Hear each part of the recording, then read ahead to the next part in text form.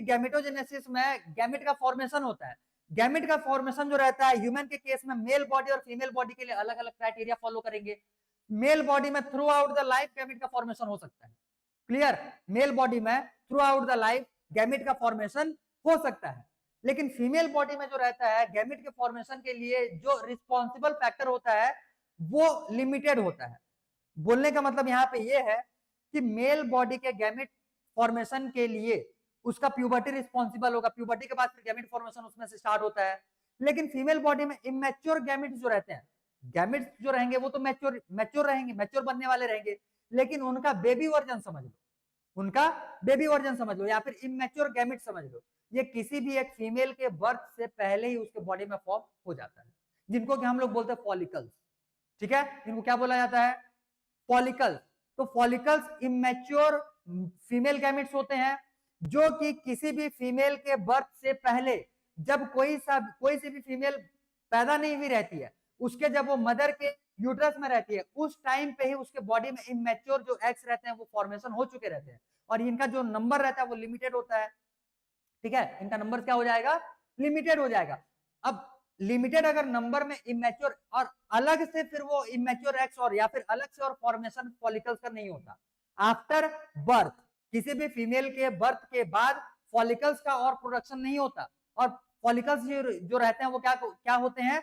आगे चल करके मैच्योरिटी को अचीव करेंगे, और मैच्योर होने के बाद फिर वही क्या बनाते हैं? फीमेल गैमेट्स, एग बनाएंगे, ओवम बनाएंगे, ओवा बनाएंगे। ठीक है, क्लियर? तो इस हिसाब से फीमेल बॉडी में लिमिटेड इमेच्योर एग्स होने वाले हैं, जो कि एक सर्टेन टाइम लिमिट तक की मैच्योरिटी में एक सर्टेन टाइम लिमिट तक ही सर्वाइव करेंगे। भाई एक जब लिमिटेड चीज है तो वो खत्म हो जाएगा, लिमिटेड चीज है तो। अब जैसे मान लो घर में चावल का बोरी लेकर के आए हुए रहोगे, तो एक बोरी चावल अगर घर में रखे हुए रहोगे तो वो तो कभी ना कभी खत्म होगा ही होगा। लेकिन घर के बाड़ी में अगर मान लो चावल प्रोड्यूस कर रहे हो, वो भी कंटिन्यूटी में चावल जो है वो प्रोडक्शन हो ही जा रहा है, तो भाई जब तक जिंदा रहोगे तब तक चावल पा जाओगे फिर। समझे कि नहीं समझे? तो इस हिसाब से मेल बॉडी में जो गैमेट का फॉर्मेशन रहता है वो थ्रू आउट द लाइफ चलता है। क्लियर? उसके मरने तक चलेगा। लेकिन फीमेल बॉडी में जो इमेच्योर एग्स होते हैं या जो फॉलिकल्स रहते हैं, ये उसके बॉडी के बर्थ से पहले ही उसके बॉडी में फॉर्मेशन हो चुके रहते हैं, और इनका नंबर जो रहता है वो लिमिटेड होता है।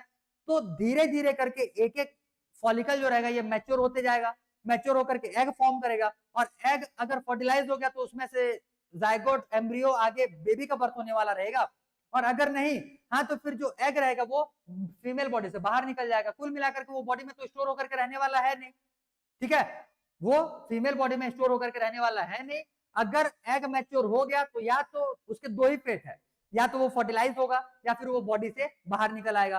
तो बोलने का मतलब ये है कि फर्टिलाइज अगर हो गया तो भी एग का काम हो गया, अगर फर्टिलाइज हो गया तो भी एग का काम हो गया, और अगर फर्टिलाइज नहीं हुआ तो भी वो बॉडी से बाहर निकल गया तो भी उसका काम हो गया। बोलने का मतलब अब वो मैच्योर एग जो है वो फीमेल बॉडी का और किसी काम के लायक नहीं बचेगा।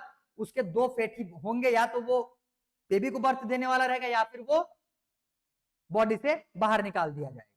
ठीक है, तो इस टाइप से जो फॉलिकल्स है वो हर एक रेगुलर टाइम पीरियड के बाद में मैच्योर होते जाएंगे, और मैच्योर होते जाएंगे तो उसके दो ही फेट है, वो तो बॉडी से अब उसका और कोई काम है नहीं, या तो फर्टिलाइज होकर के बेबी मतलब कि न्यू चाइल्ड डेवलप करने वाला रहेगा या फिर वो बॉडी से बाहर जाने वाला रहेगा। तो एक बार में एक डेवलप्ड फॉलिकल जो है वो बाहर चला ही जाएगा किसी भी हाल में, या तो फर्टिलाइज्ड फॉर्म में आगे निकलेगा या अनफर्टिलाइज्ड फॉर्म में आगे निकलेगा, लेकिन वो बाहर निकल ही जाएगा। तो इस हिसाब से जब हर एक टाइम पीरियड के बाद में, हर एक रेगुलर टाइम पीरियड के बाद में जब यही फॉलिकल्स जो है ये मैच्योर होकर के बॉडी से बाहर निकलते हुए चलेंगे, बॉडी से बाहर निकलते हुए चलेंगे, तो एक टाइम ऐसा आता है कि ये फॉलिकल्स खत्म हो जाते हैं, और वो टाइम जो रहता है ये फीमेल बॉडी में 45 से लेकर के 50 इयर्स के बीच में रहता है। हालांकि इसके बारे में क्लास 10 में भी थोड़ा मोड़ा तो सुने ही हुए रहोगे, इसको मेनोपॉज बोला जाता है। ठीक है, इसके बारे में डिटेल में हम लोग आगे में और डील करेंगे, लेकिन चीजों को पहले से ही दिमाग में बिठाते हुए चलो ताकि आगे के जो एलिमेंट्स रहे वो तुमको हल्के थोड़े से फील हो। क्लियर? इतना समझ में आ गया?